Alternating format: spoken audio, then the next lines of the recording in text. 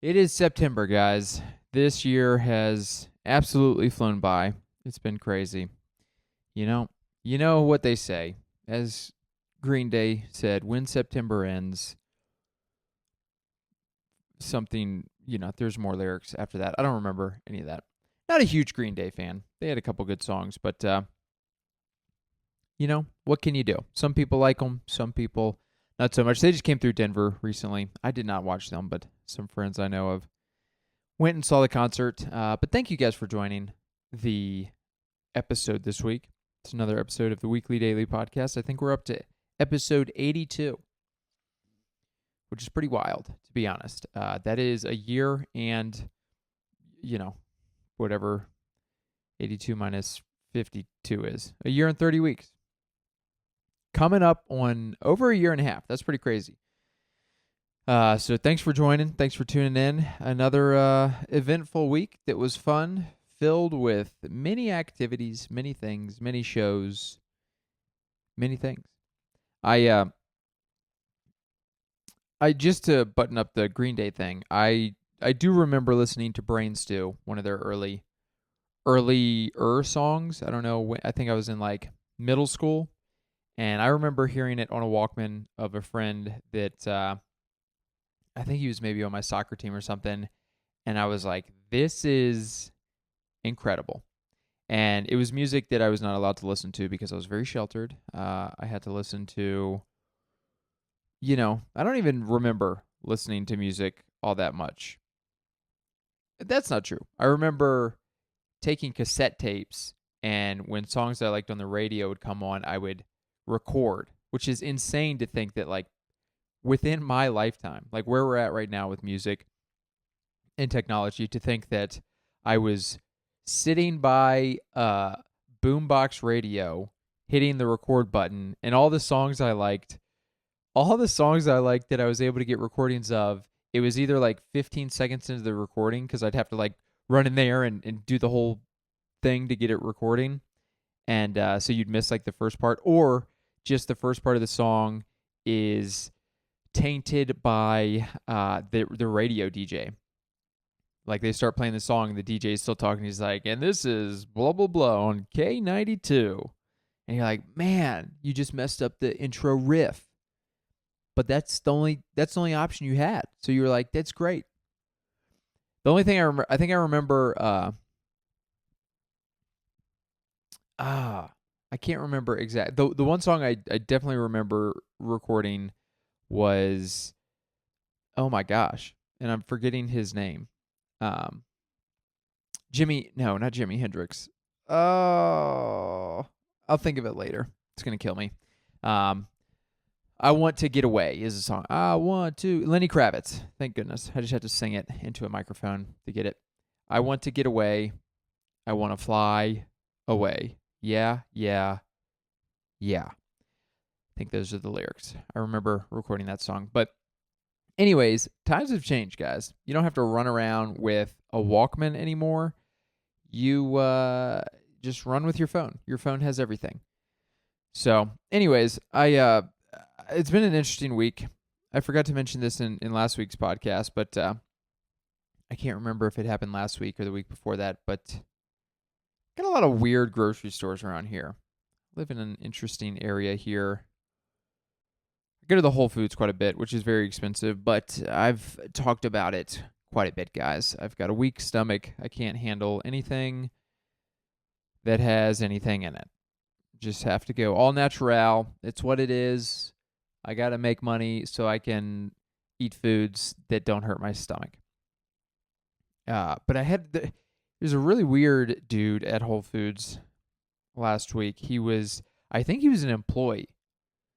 I don't know what was going on, but I went there. I was with Dailey. We were going to grab some groceries, and this guy was in the very front of the store. Like right as the double doors open up, he was just inside the store. And Delina was like, what is this guy doing? And I didn't know what she was talking about at first. I thought there was like somebody soliciting or like trying to get, people hang out and either ask for money or ask for signatures, the canvassers, is that what they call them?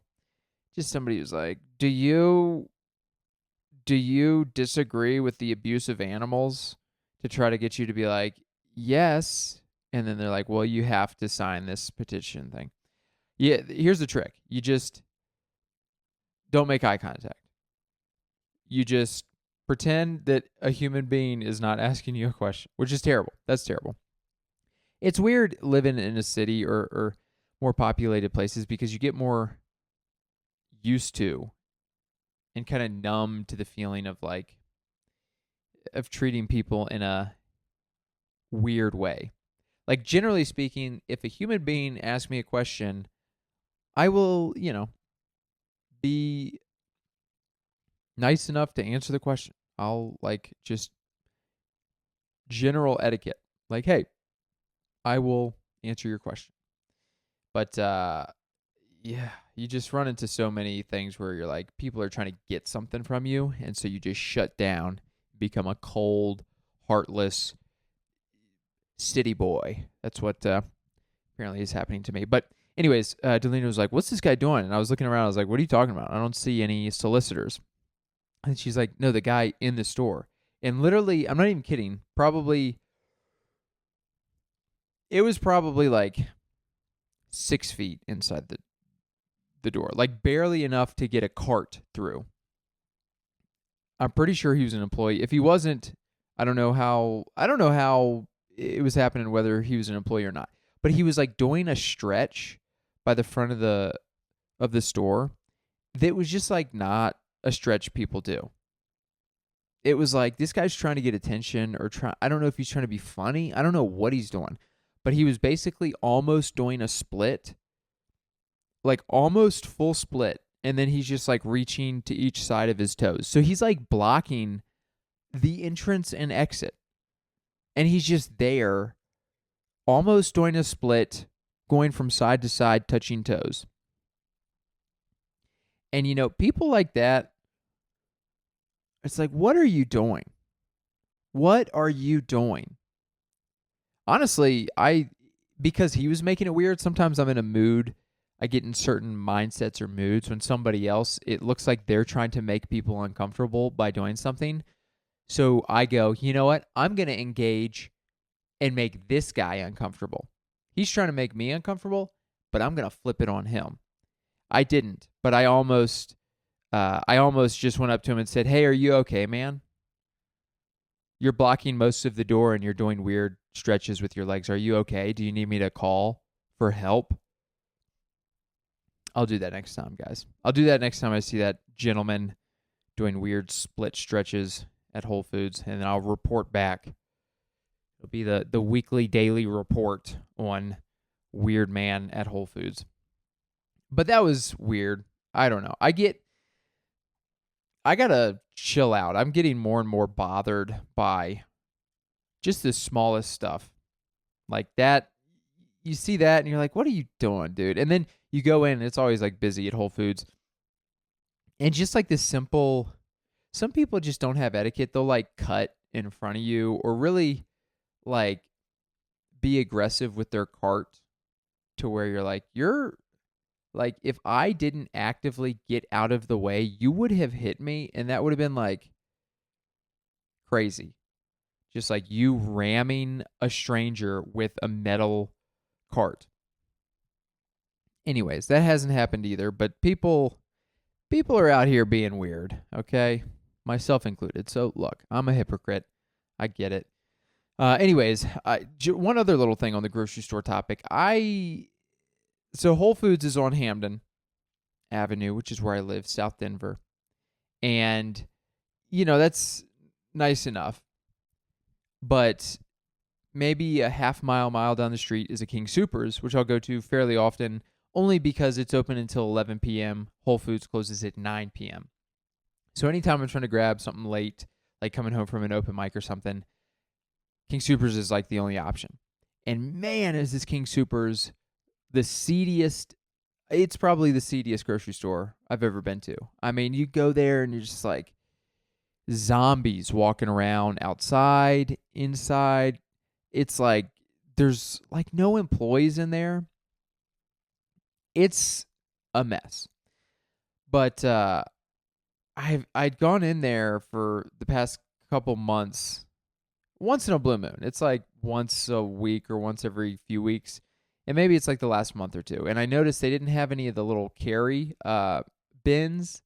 If you're just getting a few items, the little uh, carrier bins, whatever they're called. And so I finally asked somebody, I was like, hey, where are the little carry bins? Because I was going to get like not a ton of items, not enough to need a cart, but just a couple more than my hands could hold. And the lady goes, oh, we got rid of those a while ago. Too many people were stealing them. And I was like, man, I hate people. People are so dumb. People out here stealing. Come on, man. Also, you know what? I put a little bit of the blame on King Supers too, because this is a sketch area. There are people around looking sketch, doing drugs probably in the open. They're coming in. I mean, I've seen plenty of people come into the King Supers where you're like, oh, they're just in here. Like, they're super high, or like they are not in here to grab something and then go purchase it. You're like, I don't know what they're in here to do, but it's trouble, okay? And you know what? Maybe you're thinking, Ben, you're judging. Yes, I am. When you see somebody high on drugs that I will not mention, that are that bad, I won't even mention it on this clean podcast, then you make some judgments, okay? You go, this person is not in a clear mind right now. But yeah, kind of frustrating that King Supers does nothing about it. Like they genuinely have like no employees there. I mean, it's a grocery store. And at night, what they do is they literally just have the self-checkout open, which is another obnoxious thing, too, where it's like, oh, I pretty much always go through the self-checkout. Like, I almost exclusively go through the self-checkout, but sometimes if you get a big cart full of stuff, you're like, look, it's just easier to go through, like, the traditional line where somebody checks you out. But you can't do that. So it's like, well, don't even go to King Supers if you're going to buy like $200 worth of groceries, because then you're bagging it yourself. It's just like a whole headache. And they just have like 6 of the self-checkouts open. They have one person who's like 100 years old who doesn't know. I mean, I've been there where there was a line, no joke, like to the back of the grocery store. And I was just watching. I was there to buy like a $5 thing of fruit. And this old guy, I saw him trying to help people out because they were having trouble at the self-checkout. And he literally, I heard him tell them, he goes, I'm sorry, I don't know how to use this system. I haven't been trained on this. I'm like, dude, you have one 100-year-old man who's never seen a computer in his life, and he's in charge of this whole store.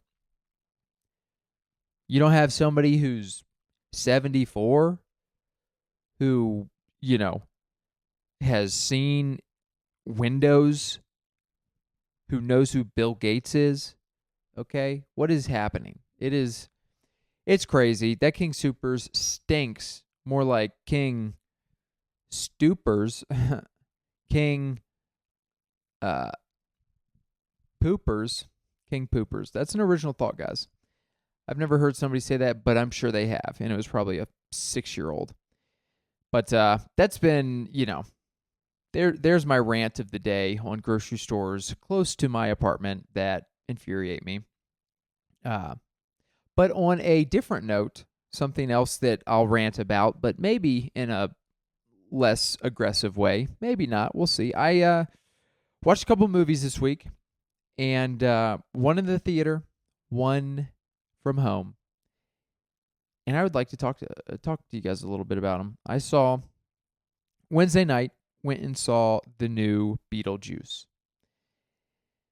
And first off, it came out on Friday, but I guess it was like a early release that I guess is like an AMC Stubs member or whatever. Like it showed up as like something that you could do.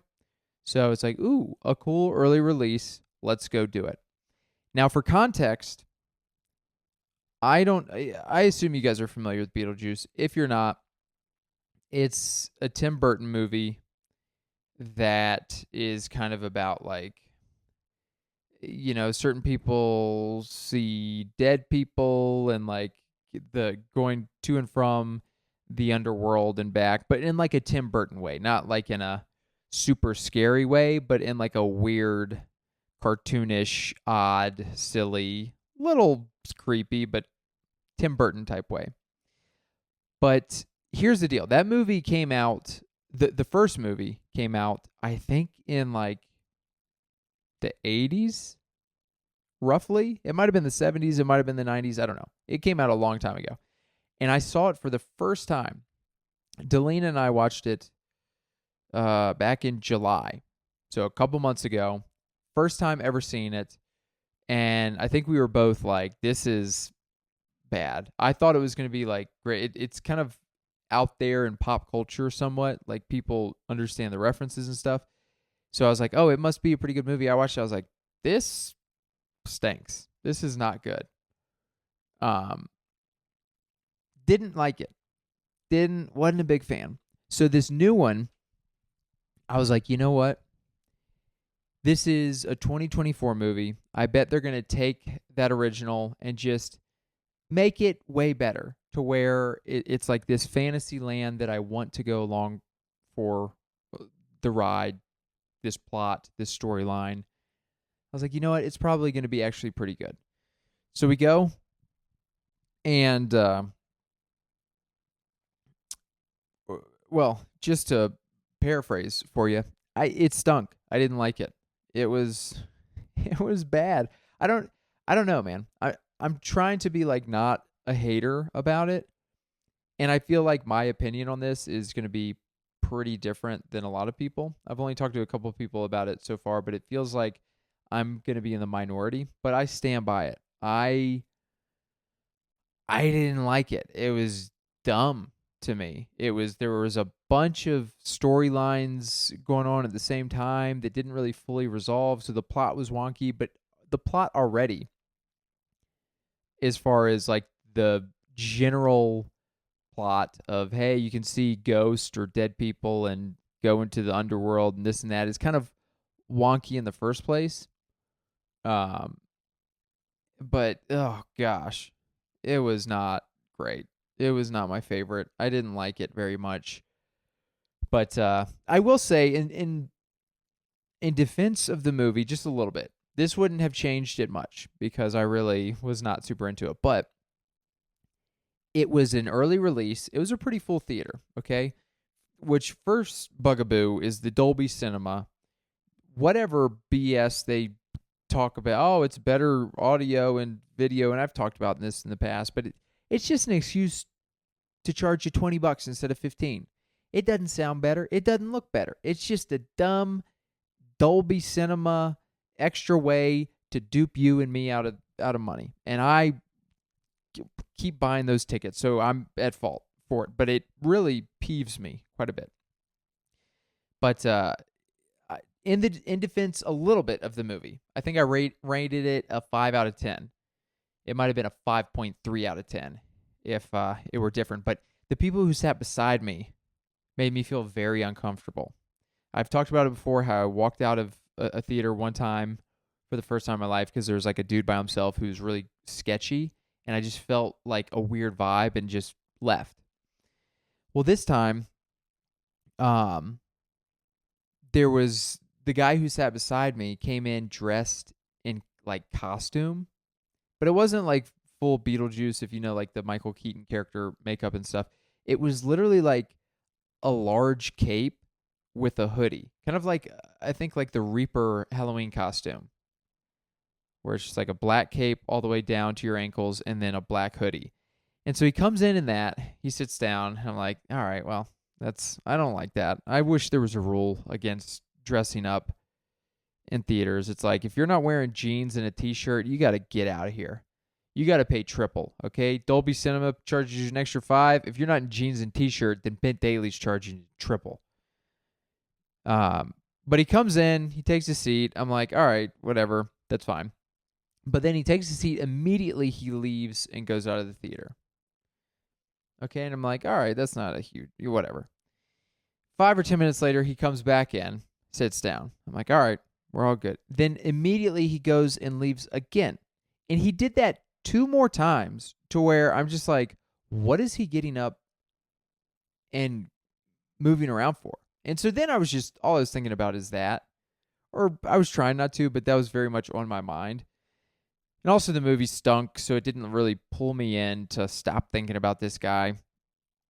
Anyways, that didn't ruin the movie, but it kind of was in the back of my mind, and I hate it. Why you got to dress weird, okay? Also, he was like, I don't know. He was talking the whole time. He ended up, so 2 girls came and he was with another guy. So he was with a group, which made me feel a lot better. If he was a solo guy, I would have been like, probably, actually, genuinely anxious, very anxious. But he was with a group, but they kept talking the whole time, and they were just weird. They were weirdos, okay? You know what? For all I know, he was the guy doing the stretches at Whole Foods. I don't know. He was a weird dude, and look, it's a free country. You can be weird. I'm weird, but be less that type of weird. Be less creepy weird, okay? That's all I'm trying to say. But wasn't a big fan of the movie. Curious to hear if you guys have seen the movie, the new one, or even if you've seen the first one. Leave a comment. I'm curious to hear if you guys are fans of it, because I didn't like it. Oh man, it was bad. It was really bad. Like I just don't understand how people like that movie.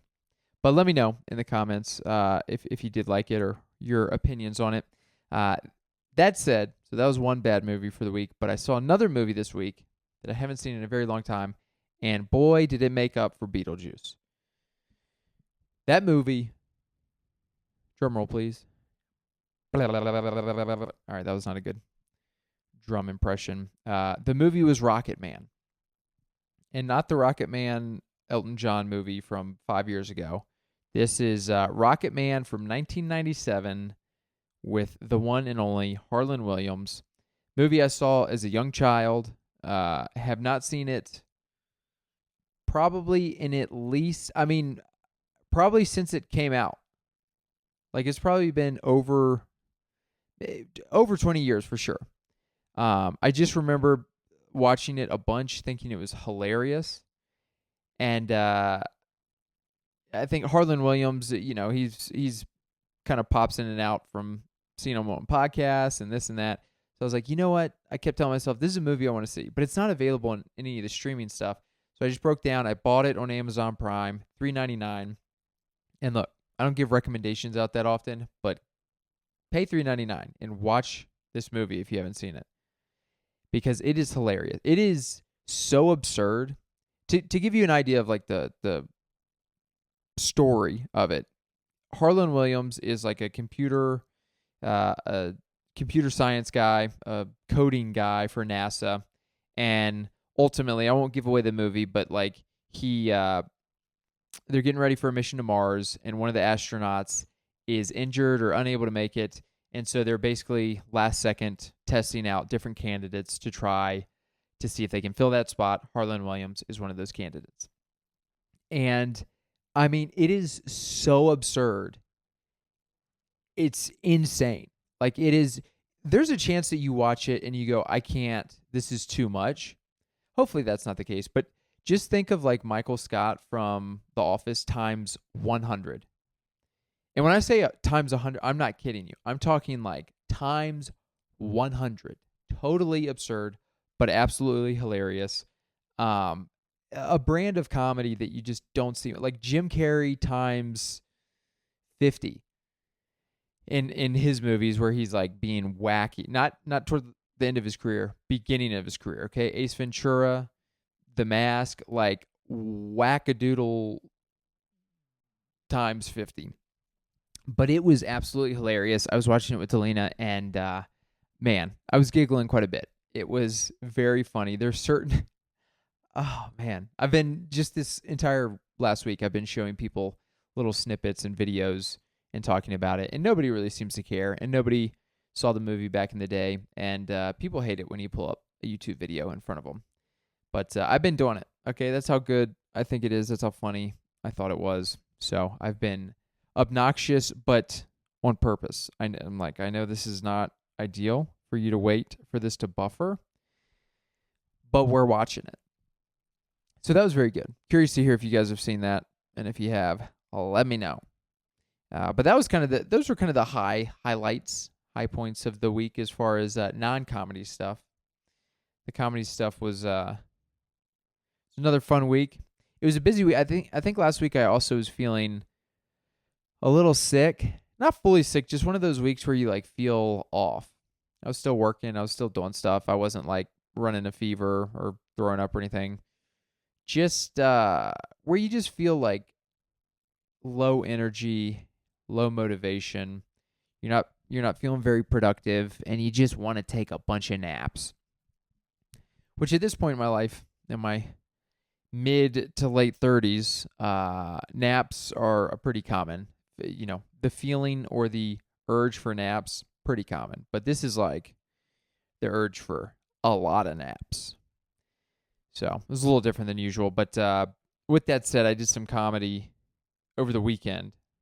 I can't remember if I went out to any mics during the week. I might not have. Oh, I went out on Thursday. Yeah, I went out on Thursday and tested out a new joke. Bombed pretty hard. Ate it pretty good.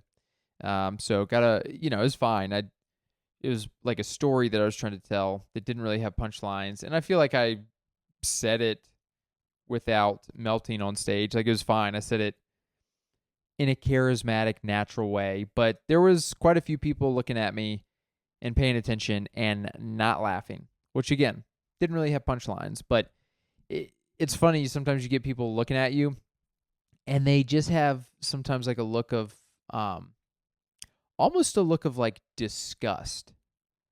Like you have forced them to sit in their chair and listen to you, when it's like, oh, you can talk, you can do whatever, you can leave. I did not invite you here. I did not tell you you have to stay. So it is funny when some people, it's like, you're free to leave, but you're getting upset just watching comedy when probably you don't want to be watching comedy. But that felt good. Comedy's humbling. You go up there and you go, "Ugh, goodness gracious." They did not connect with that joke. But I got a rep in before the weekend where I did quite a few shows. Did 5 shows over the weekend. I was at the Denver Comedy Lounge, which was good time, as always. Run by the one, the only, very sweet, funny man, Ben Kronberg. It's in the back of a sake bar and restaurant, and it is one of the coolest spaces in Denver. No joke. If you haven't been, like, seriously, go get some tickets. It's great food, great comedy, great space. But 2 shows on Friday, 2 shows on Saturday. The shows Friday were pretty light, which Ben, the owner, or the guy who runs it, said that they just switched websites and ticketing platforms. So it was like kind of a weird change that caused a little bit lower ticket sales than usual. But still had the 7 and 9 o'clock show. There's probably about 25 people in each. And they were pretty tight crowds. But that room has tight crowds pretty often. So it's not like something that where I'm going up like, oh no, I'm bombing. You just go up there and like you do your jokes. And honestly, a lot of times people are like, they're eating their food and they're enjoying it, but it's maybe not as audible as some other clubs or places or just what you expect. But it was a good time. I'm trying to think of, there was some funny stuff that I'll withhold just because I don't want to name names or say anything, but not that it's like any sort of big stuff. It's just kind of inside baseball talk. But that was Friday. Did about 10 minutes or 12 minutes on the first show, 15 minutes on the second show. Did kind of just the hits. I usually try to go when I do the lounge. I'll do it like maybe 3 times a year. And I try to, because it's 5 shows usually for the weekend, I try to really mix the jokes up, get some new jokes in there, mix up the set list to try to really work out, or not work out, I'm not using it as an open mic, but just switch things up. Do different jokes and different orders and things like that. But this time I kind of just stuck with the hits. So Friday was fun. Then Saturday was also fun. A little better shows on Saturday. And yeah, I'm trying to think, it was a good time. It was fun as always. I will say on the late show, so the first show, it had a pretty good set. Again, kind of tight crowds, but had a pretty good set first show. Second show, pretty tight crowd. I went up second to last. I was supposed to go third to last, but the host mixed up the names. And so I was like walking on stage and then did the moonwalk back as the other comic ran from the green room to go up since they called the wrong name. And then I went up and tried to riff on the fact that I was supposed to go up earlier and didn't. And per usual, my riffs are pretty bad. I really started out digging myself in a hole. I usually like doing that. If you just say something not funny up front, then you just have to be really good at comedy to bring that plane back up. No, it wasn't a big deal, but sometimes you feel like something has to be addressed. And I don't like riffing too much. And sometimes you're like, I don't want to riff, but I feel like I have to address this thing. And then you just it comes off forced and not natural and blah, blah, blah. Anyways, I do my set. I do 10, 12 minutes, whatever it is. And it was a decent set. Honestly, it was fine. It was totally fine. But I was hoping to have a better set. I was hoping to go up there and really rip. And so I wouldn't beat myself up, but it's kind of like, wish I would have done better. Like the guy who went last on the show, he told me, he's a good buddy, very funny comic. He told me before going up, he's like, dude, bring some energy. You got to get them going, because they were like kind of a dead crowd up to that point. And I was like, all right, dude, I got him. And then when I came off stage, I was like, I didn't get them for you, man. I'm sorry. And but with that said, I say all that to say that I think sometimes I'm maybe a little too critical of myself, which I think is important to get better and to improve. But sometimes I'll maybe get in my head a little too much and be like, man, I just didn't have a good set. And sometimes that's the case, but other times it's not really the case. Like, I think I was being a little hard on myself because a couple of people some comics mentioned like, dude, that was great. Like, you broke them open, you got them going. And I was like, did I? And they're like, yeah, like they were not laughing before that, and you got them on board. And then after the show, a group of ladies came up, and a couple of people would come up to me in the final comic and were saying like, oh, you guys, great sets. And one group of ladies came up to me and said, you saved the show, which I appreciated very much. And I don't say that to come off like pretentious or like any sort of bragging. I didn't think I did great. The whole point is like, I was feeling a little in my head about did I do well or not. So it's nice to have people come up and kind of reaffirm. Maybe they liked me and most of the other people didn't. But it's nice to have people do that and go, okay, don't beat yourself up too hard. You're trying your best up there. So that was a fun weekend. It's always fun to do the lounge. Like I said, being able to do 4 or 5 shows in a weekend at one place is super fun. It's a great room. And it's funny, before those Saturday shows that I did, which were at 6 and 8, I did a show in Louisville at a park at 3 p.m. And it was I did the show to nobody. It was interesting. So another local comic had asked me to do it, and there were maybe 5 other comics doing it. And essentially it was like a beer festival in this park for the city of Louisville, or the Louisville had put it on. It's called like Parks and Pints or something. So it's just basically a bunch of breweries and alcohol, local whiskey distilleries, and whatever else, any sort of alcohol, had set up tents kind of in a circle. And in the very center of the park, there was a big stage that was playing music. And when I first got there, I was like, oh, we're going to be doing comedy from there. And that would have been interesting. I was kind of like, that could be cool. But also, you're like, there's 100 yards of grass where just nobody is. People are kind of on the perimeter taste testing these breweries. People aren't really hanging out in the 3 p.m. sun directly, in the sun, in the grass in front of the stage. So I was like, oh, that could be, not great. But ended up that the comedy show was happening on this side stage, which was basically in the corner away from everything, in a place where basically nobody was. So I went up first, and there was just nobody. It was literally me on stage, the 3 comics that were there, and then one other guy who he's the guy who like set it up. So he's the guy that was like paying us, and he had set it up.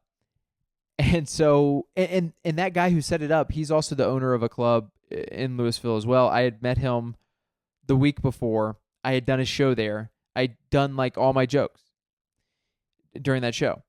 So it was just one of those situations where it's like, all right, well, there's literally no audience here. It's just comics and the owner.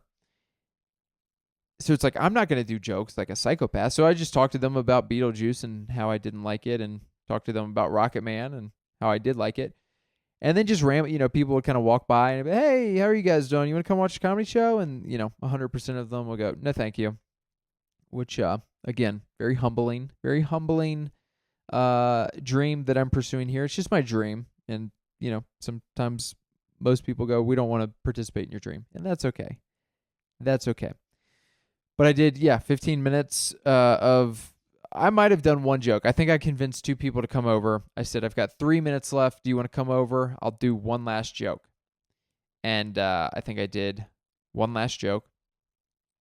And it was fun. Honestly, it wasn't good, but putting yourself and finding yourself in situations like that are important to improve as a comic. Like to be able to pivot and go, okay, I'm not going to do jokes here. I'm just going to be a real person and just converse with people in a non-threatening, low-stakes way. Not make them feel uncomfortable. Just be comfortable on stage. You got a microphone. Just talk to people. Laughs don't even matter at this point because there's no laughs to get. If you can get laughs, great. But like, if you just go up there and do your jokes, you look like a psychopath. So that was an interesting experience. Hung out there for a little bit, watched some of the other comics. There were a couple comics later, a handful of people stopped by and sat down, but it was a very interesting setup for sure. So went from that to the Comedy Lounge to do the later shows, which was a whole nother ordeal because one of the main roads in between those 2 shows, 36, was shut down because some dude shot a cop randomly, and they just shut the highway down for like 6 hours. Cop was okay, I think. Shooter was not. They got him. So, justice served, I guess. That's good. Anyways, what else is new? I alluded to it, talked about it last week without mentioning specifics, but now it's out publicly, and we can talk about it. But as I mentioned last week in the podcast, I had gotten invited to do a local comedy festival, which I can now say it's the High Plains Comedy Festival. Very, very excited to be a part of it. Like I said, it's like an invitation-only comedy festival. Every other festival that I've done in the past, I pay money. Everybody pays money to apply. You send in your information, your video, this, that, and the other. And then, 95% of the time they send you an email and go, nope, no, you didn't get it. But occasionally you get it. And yeah, over the last couple years, I've done like a dozen festivals, which has been very fun. But High Plains, given that it's an invite only, uh, and not just given that some festivals are invite only and they're not that great, but High Plains is like a very highly respected festival with a bunch of high level comics and um, just something locally that comics very much strive for and want to get. And it's something that I've wanted for the last couple of years and kind of resigned to the fact. I was like, look, if I don't get it at any point, then like all you can do is control what you can control. All that said, feel very fortunate to have been selected this year. I'm going to be doing a show on Saturday, September 21st at High Dive, the High Dive venue off of Broadway at 8 p.m. It's a great lineup. I'm really looking forward to it. I'll be hosting that show, and it's gonna be a great show. I'm looking forward to that weekend. There's a bunch of activities. It's just, yeah, it should be super fun, and I'm very excited about it. And as funny as it is, I was talking to another comic about this, how comedy, like, you get these little accomplishments, which are cool for like a half a second. But when you're like chasing this dream to like do this full time, it's this constant rat race of like, what's the next thing? What's the next thing? What's the next thing? Which I'm not saying like the festival's not for another 2 weeks, and I will be enjoying every second of it. And I'm sure it will be, there will be memories that I'll cherish and blah, blah, blah, all the, cool stuff about like doing these events and shows that you're looking forward to. But it's, getting that, it's like, okay, that's awesome. But now what's the next thing? So what is the next thing? I don't know. I need to start headlining more. I need to hit the road more.